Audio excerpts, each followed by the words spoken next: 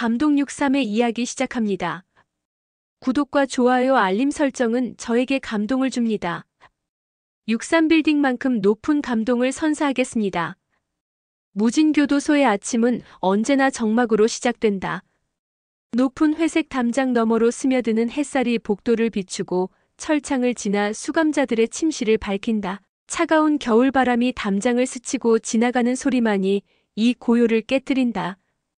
교도소 음악실에서는 오세진이 피아노 건반을 닦고 있다. 30년간 피아노를 가르치며 수많은 제자를 길러낸 그의 손끝에는 여전히 섬세함이 묻어난다.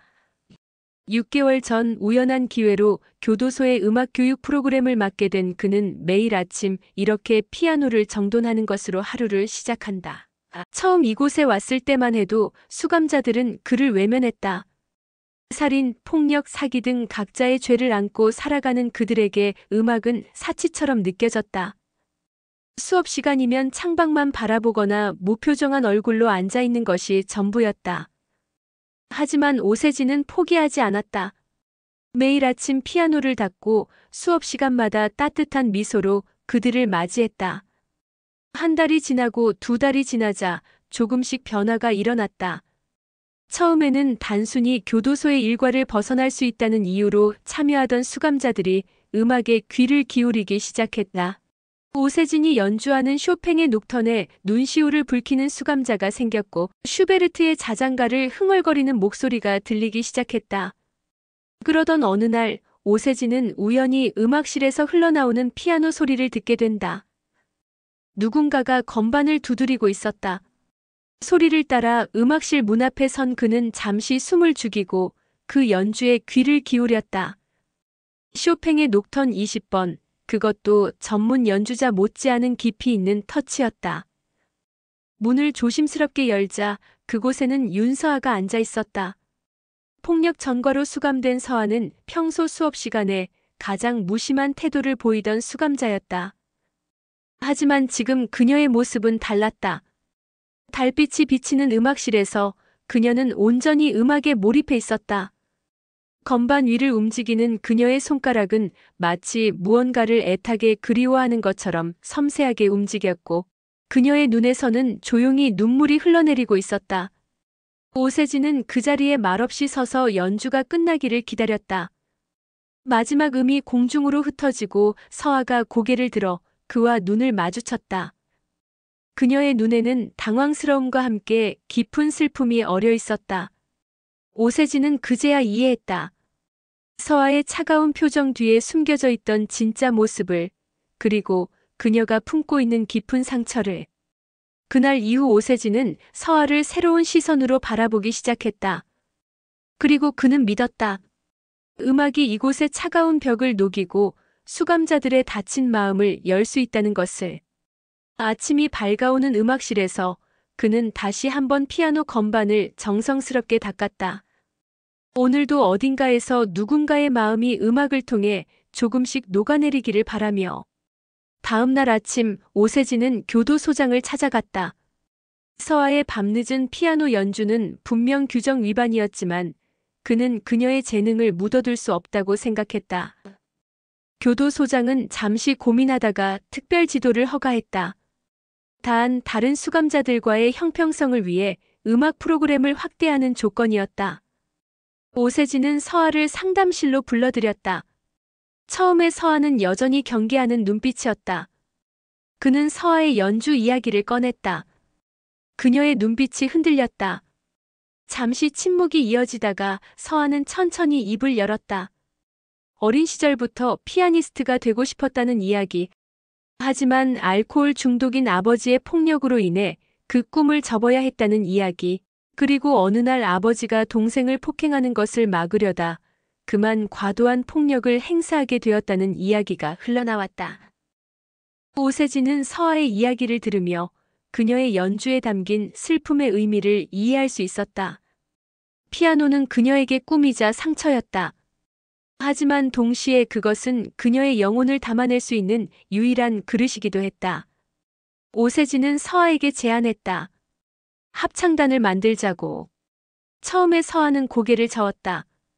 하지만 오세진은 설득했다. 음악은 혼자 하는 것이 아니라 함께 나누는 것이라고. 그리고 그녀의 음악이 다른 이들에게도 위로가 될 수 있다고. 소문은 빠르게 퍼졌다. 폭력범 서아가 피아노를 친다는 것, 그리고 합창단을 만든다는 것. 처음에는 비웃음이 섞인 시선들이 많았다. 하지만 서아가 연습실에서 피아노를 칠 때마다 몰래 문 앞에서 듣는 수감자들이 늘어났다. 그녀의 연주에는 말로 표현할 수 없는 아픔과 그리움이 담겨 있었다. 그것은 각자의 상처를 안고 살아가는 수감자들의 마음을 울리기 시작했다. 첫 합창단 모집에는 5명이 지원했다. 살인죄로 수감된 최고령자 김영희, 사기죄로 수감된 젊은 여성 장미란, 그리고 절도죄로 수감된 3명의 수감자들이었다. 그들은 모두 각자의 사연을 가지고 있었다. 영희는 오랜 가정폭력 끝에 남편을 살해했고, 미라는 과도한 빚에 시달리다 투자 사기를 저질렀다. 처음에는 서로를 경계하고 거리를 두었지만 음악을 통해 조금씩 마음의 문을 열기 시작했다. 오세진은 그들에게 쉬운 노래부터 가르쳤다. 처음에는 어색하고 불협화음이 가득했다. 하지만 서아의 피아노 반주를 따라 하나둘씩 목소리를 내기 시작했다. 때로는 눈물을 흘리며, 때로는 웃으며 그들은 조금씩 화음을 만들어갔다. 연습이 거듭될수록 더 많은 수감자들이 관심을 보였다. 복도를 지나가다 연습실 앞에 멈춰서서 노래를 듣는 이들이 늘어났고, 새로 합창단에 지원하는 수감자도 생겨났다. 서아는 조금씩 변화하기 시작했다. 여전히 말은 적었지만 피아노를 칠 때만큼은 따뜻한 미소를 지었다.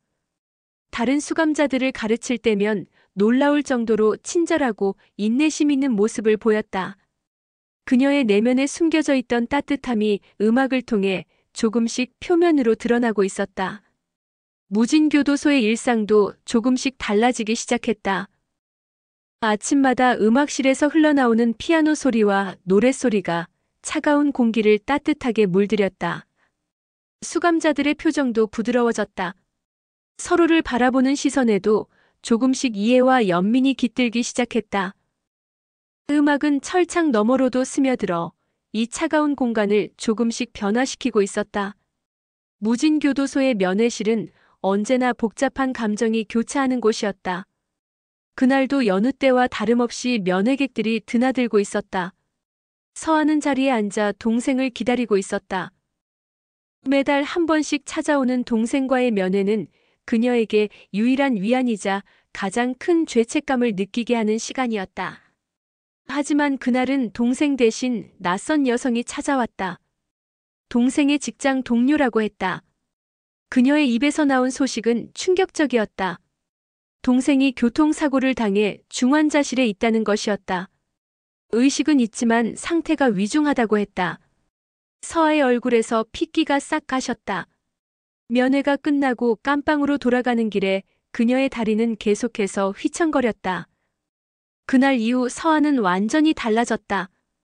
합창단 연습에도 나오지 않았고 특별지도 시간에도 모습을 보이지 않았다. 깜빵에서는 밤새 뒤척이는 소리가 들렸고 식사도 제대로 하지 않았다. 오세진은 서아를 찾아갔지만 그녀는 아무 말도 하지 않았다. 다만 그녀의 눈빛에는 깊은 자책과 절망이 가득했다. 합창단 단원들은 걱정스러운 눈빛으로 서아의 빈자리를 바라보았다. 피아노 반주 없이 진행되는 연습은 어색하기만 했다. 수감자들은 서아가 없는 동안 노래를 부르는 것이 마치 그녀를 배신하는 것 같다고 느꼈다. 특히 장미라는 연습이 끝나고 혼자 피아노 앞에 앉아 서아를 기다리곤 했다. 일주일이 지났다. 서아는 여전히 모습을 보이지 않았다. 오세진은 고민 끝에 김영희를 찾아갔다. 25년이라는 긴 수감 생활 동안 영희는 많은 것을 보고 겪었다. 그녀라면 서아의 마음을 이해할 수 있을 것이라 생각했다. 영희는 잠시 생각에 잠기더니 고개를 끄덕였다. 저녁 식사 시간이 끝난 후 영희는 서아의 깜빵을 찾아갔다. 처음에 서아는 영희를 외면했다. 하지만 영희는 묵묵히 자리를 지켰다. 그리고 천천히 자신의 이야기를 꺼내기 시작했다. 25살에 교도소에 들어왔다는 것, 남편의 폭력에 시달리다 우발적으로 그를 죽이게 되었다는 것, 그리고 그때 자신의 품에 안겨있던 5살 아들의 울음소리가 아직도 귓가에 맴돈다는 것. 영희의 목소리는 담담했지만 그 안에는 25년의 무게가 실려 있었다. 그녀는 계속해서 이야기했다. 아들이 자신을 원망할까봐 연락을 끊고 살았다는 것, 하지만 그것이 최악의 선택이었다는 것을. 시간이 지날수록 아들과의 거리는 더욱 멀어졌고, 이제는 어디서 무엇을 하며 사는지조차 모른다는 것을. 음악을 만난 건 10년 전이었어. 영희의 목소리가 조금 밝아졌다. 교도소 성가대에 들어가면서 처음으로 자신을 용서하는 법을 배웠다고 했다. 노래를 부르는 동안만큼은 모든 죄책감과 후회에서 벗어날 수 있었다고. 그리고 무엇보다 음악은 그녀에게 희망을 주었다. 언젠가 아들을 다시 만난다면 자신의 노래로 사과하고 싶다는 희망을. 서아는 처음으로 고개를 들어 영희를 바라보았다. 그녀의 눈에는 눈물이 고여 있었다. 영희는 서아의 손을 꼭 잡았다. 실수는 누구나 할 수 있지만 그 실수를 인정하고 새로운 시작을 하는 것은 용기가 필요한 일이라고. 그리고 지금 서아에게는 그 용기가 있다고. 동생이 깨어났을 때 그녀의 음악으로 전하고 싶은 마음이 있지 않냐고. 다음 날 아침 음악실에서는 오랜만에 피아노 소리가 들려왔다. 서아가 돌아온 것이다. 그녀의 연주에는 여전히 슬픔이 묻어났지만 이제는 작은 희망의 빛도 함께 담겨 있었다. 합창단원들은 조용히 들어와 그녀의 곁에 앉았다. 아무 말도 필요 없었다. 그들은 이미 음악으로 서로의 마음을 이해하고 있었다. 무진교도소의 음악실에는 이제 늦은 밤까지 불이 켜져 있었다. 교도소장의 특별 허가로 서아는 밤 10시까지 작곡을 할 수 있게 되었다. 그녀는 피아노 앞에 앉아 끊임없이 음표를 적고 지우기를 반복했다. 때로는 한 음을 두고 몇 시간을 고민하기도 했다. 그녀가 만들고자 하는 것은 단순한 노래가 아니었다. 그것은 자신의 인생 전부를 담아내는 고백이자 동생에게 전하는 사과문이었다. 오세진은 서아의 변화를 지켜보았다. 처음에는 자신의 감정을 표현하는 것을 두려워하던 그녀가 이제는 음악으로 자신의 이야기를 풀어내고 있었다. 작곡된 곡은 처음에는 분노와 절망으로 가득했다. 하지만 시간이 지날수록 그 안에 용서와 화해의 멜로디가 스며들기 시작했다. 마치 서아의 내면이 음악을 통해 치유되어 가는 것처럼. 합창단원들도 각자의 방식으로 공연을 준비했다.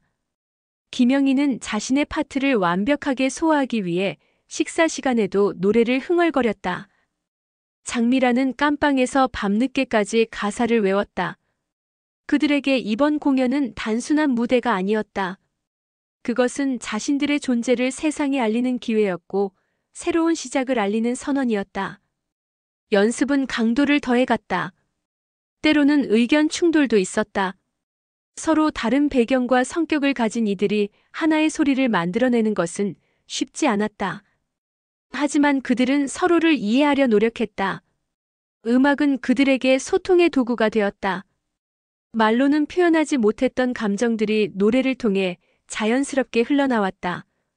어느 날 오세진은 합창단원들에게 특별한 제안을 했다. 서아의 곡에 각자의 이야기를 담아보자는 것이었다.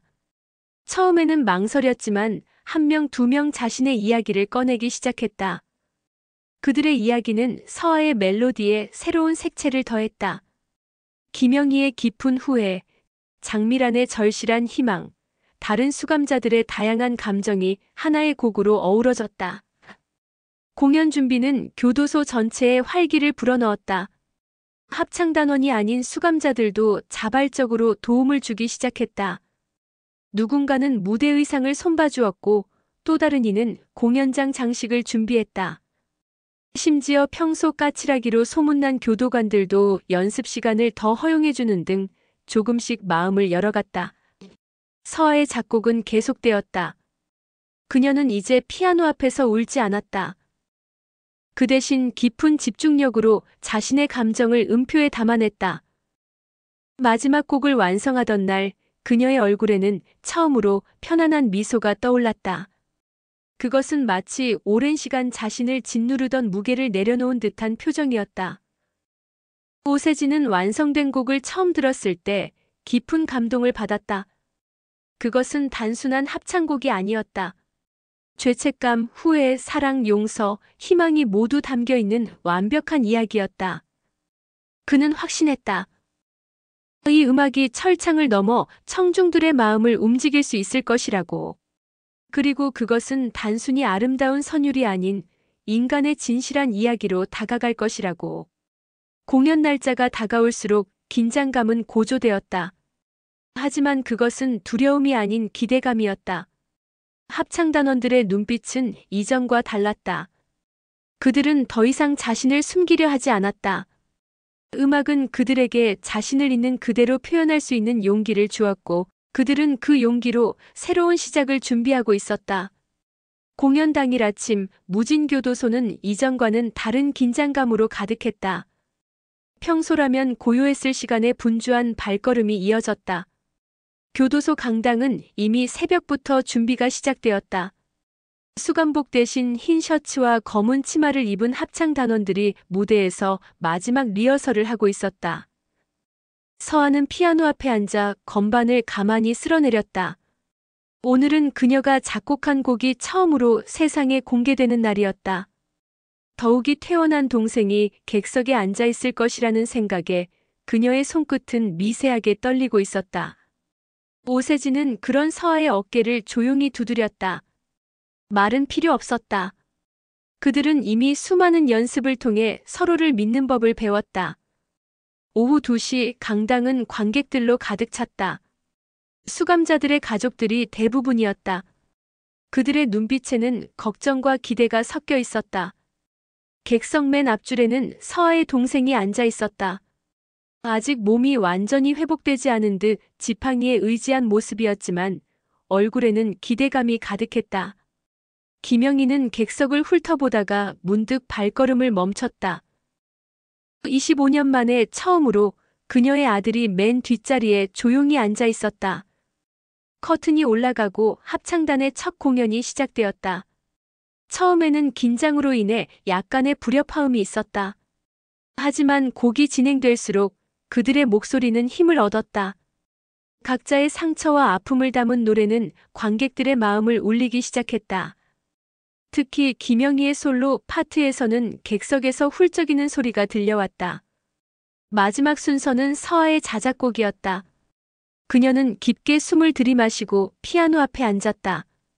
첫 음이 울리는 순간 강당은 완벽한 정막에 빠져들었다. 그녀의 손가락이 건반 위를 움직일 때마다 마치 오랜 시간 닫혀있던 문이 하나씩 열리는 것 같았다. 합창단의 목소리가 더해지면서 음악은 더욱 깊어졌다. 서아의 곡은 세 부분으로 구성되어 있었다. 첫 부분은 분노와 절망을 담고 있었다. 격렬한 피아노 연주와 함께 합창단의 강렬한 목소리가 어우러졌다. 두 번째 부분은 후회와 사과였다. 서아의 섬세한 피아노 선율 위로 김영희의 깊은 목소리가 흘러나왔다. 마지막 부분은 용서와 희망을 이야기했다. 모든 합창단원의 목소리가 하나로 모여 강당을 가득 채웠다. 공연이 끝나고 잠시 침묵이 이어졌다. 그리고 곧 우레와 같은 박수가 터져나왔다. 관객들은 모두 일어나 기립박수를 보냈다. 서아는 피아노 앞에서 일어나 고개를 숙였다. 그리고 처음으로 동생과 눈을 마주쳤다. 동생의 눈에서는 눈물이 흘러내리고 있었지만 입가에는 미소가 걸려 있었다.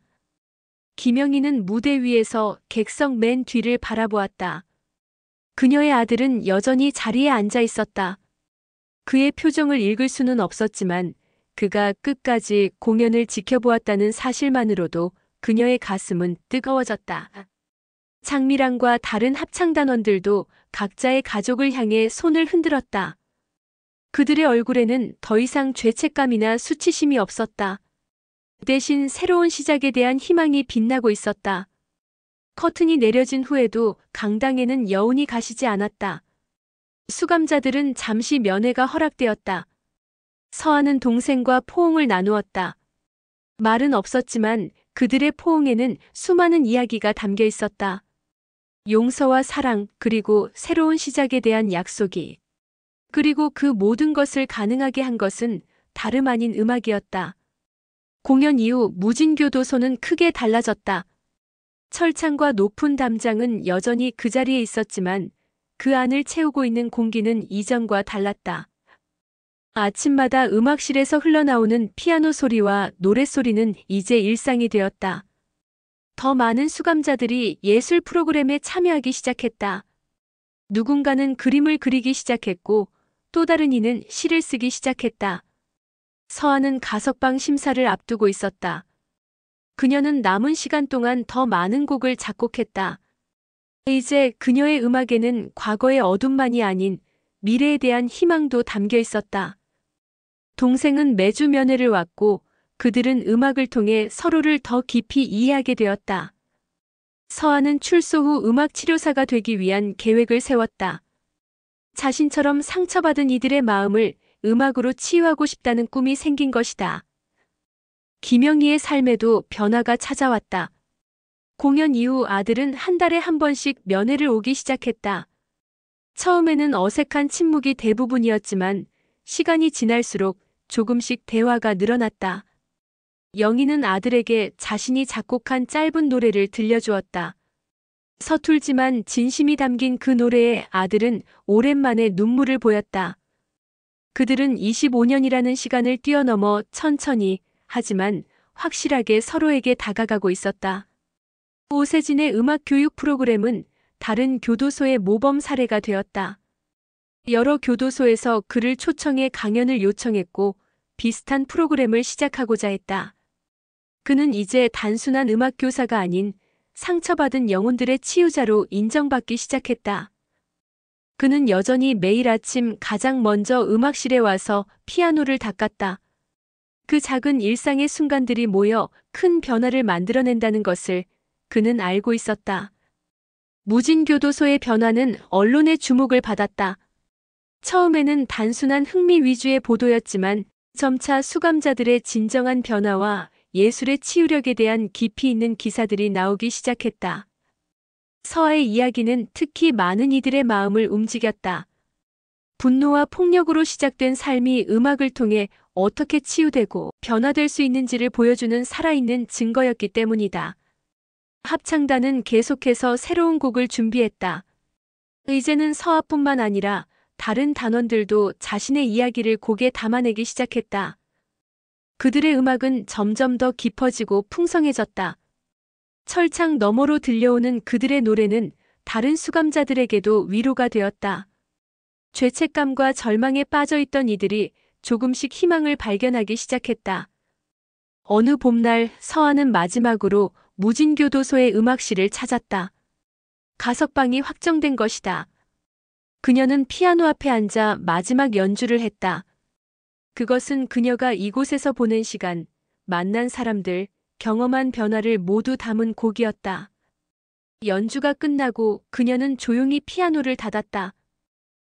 이제 그녀는 새로운 시작을 위한 첫 발걸음을 내디딜 준비가 되어 있었다. 시간은 흘렀지만 무진교도소의 음악은 계속되었다. 새로운 수감자들이 들어왔고 그들도 조금씩 음악의 치유력을 경험하기 시작했다. 서아는 음악 치료사가 되어 종종 교도소를 방문했다. 그녀의 이야기는 새로운 수감자들에게 희망이 되었다. 변화는 가능하다는 것, 그리고 그 변화는 때로 예상치 못한 곳에서 시작된다는 것을. 무진교도소는 이제 단순한 구금시설이 아닌 음악을 통한 치유와 희망의 공간으로 자리 잡았다. 감동 63의 긴 이야기 들어주셔서 감사합니다. 구독과 좋아요 알림 설정은 저에게 감동을 줍니다. 늘 감동이 가득한 나날 되시길 바라겠습니다. 63빌딩만큼 감동이 높은 새로운 이야기로 다시 돌아오겠습니다.